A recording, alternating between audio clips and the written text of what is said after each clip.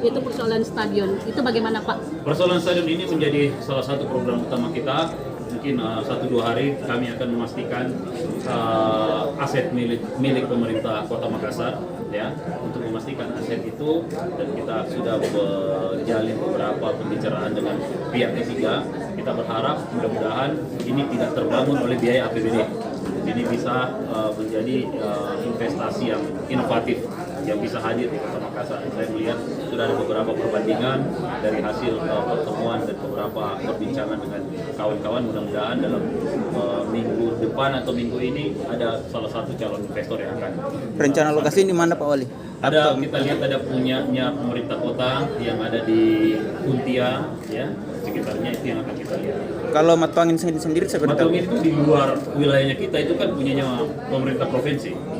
Itu haknya ada sama pemerintah provinsi. Pak, estimasi anggaran yang kira-kira dibutuhkan Pak? Kalau stadion pada normalnya mungkin sampai untuk kapasitas 20.000, 25.000 bisa sampai di angka 400-500 miliar. Tetapi kan ada beberapa stadion, kalau bisa dilihat, ada beberapa stadion yang dibangun dengan kapasitas yang lebih kecil dan bisa lebih murah. Ada 4 stadion di Thailand yang bisa menjadi benchmarknya kita. Itu dibangun dengan cepat, kurang lebih 1 tahun dengan kapasitas 30.000, cuma menghabiskan 250 miliar. Tapi menurut saya ini akan kita lebih perkecil lagi, sehingga yang jelas stadion ini bertandar di stadion internasional dan punya kapasitas di atas 20.